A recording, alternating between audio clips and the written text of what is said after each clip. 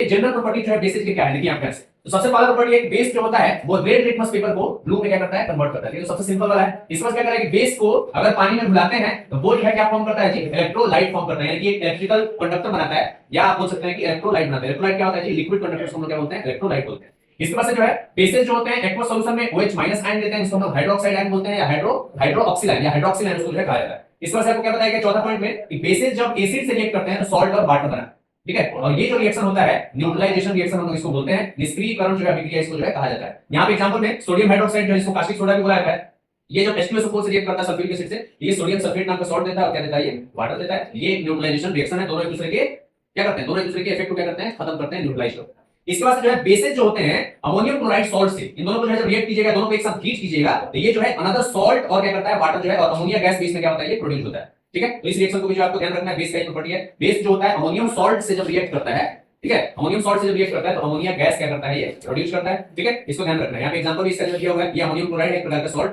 ये another salt और water का फॉर्मेशन यहाँ पे हो रहा है। बेस जो है यहाँ देखिए, बेस जब एसिड से नॉन मेटालिक ऑक्साइड्स जो होते हैं वो क्या होते हैं, एसिडिक इन नेचर होते हैं, जैसे CO2 हो गया, NO2 हो गया, SO2 हो गया, SO3 हो गया, ठीक है। ऑक्साइड्स ऑफ सल्फर नाइट्रोजन ये सब क्या होते हैं, एसिडिक ऑक्साइड्स होते हैं, ठीक है। तो जब बेस जो है एसिडिक ऑक्साइड से रिएक्ट करता है तो यहाँ पे क्या बनता है, सॉल्ट और वाटर का फॉर्मेशन होता है, ठीक है। और ये भी जो है न्यूट्रलाइजेशन रिएक्शन का क्या है, एग्जांपल है। और सातवां जो प्रॉपर्टी है कि बेसेस जो होते हैं अगर सल्फेट से रिएक्ट करते हैं, यानी कि सॉल्ट से रिएक्ट करते हैं, ठीक है। ये जो सल्फेट हो गया, सल्फेट, क्लोराइड्स, कार्बोनेट्स, ये सब जो है क्या होते हैं, आपके जो है सॉल्ट होते हैं। तो बेस जो है अगर एक सॉल्ट से रिएक्ट करता है तो अनदर सॉल्ट बनाता है और क्या बनाता है, वाटर बनाता है। जैसे एग्जांपल में यहाँ पे अमोनियम हाइड्रोक्साइड क्या है, क्या का बेस है, ठीक है। और ये जो है अगर अल्युमिनियम सल्फेट से रिएक्ट करता है, Al2SO4 का होल प्राइस, यहाँ पे अल्युमिनियम का वैलेंसी जो है 3 है, 3+ मेथड से जो है अल्युमिनियम सल्फेट बना है। सल्फेट आयन का वैलेंसी क्या होता है, -2 होता है, ठीक है। अल्युमिनियम का वैलेंसी क्या होता है, +3 होता है। दोनों जब 3+ मेथड से रिएक्ट किया हुआ है, ऐसे 3+ मेथड से दोनों जो है एक दूसरे से कंबाइन करके जो है यहाँ पे ये अल्युमिनियम सल्फेट नाम का कंपाउंड बना है। वैसे यहाँ पे तो अमोनियम जो है सल्फेट नाम का जो है यहाँ पे सॉल्ट बन रहा है, वाटर। यहाँ पे सल्फेट आयन का वैलेंसी -2 और अमोनियम आयन का वैलेंसी क्या होता है जी, +1 होता है। 3+ मेथड से अमोनियम सल्फेट नाम का जो है सॉल्ट बना है। These are the 7 properties of bases. और ये बेस और इसके प्रिपरेशन का जो है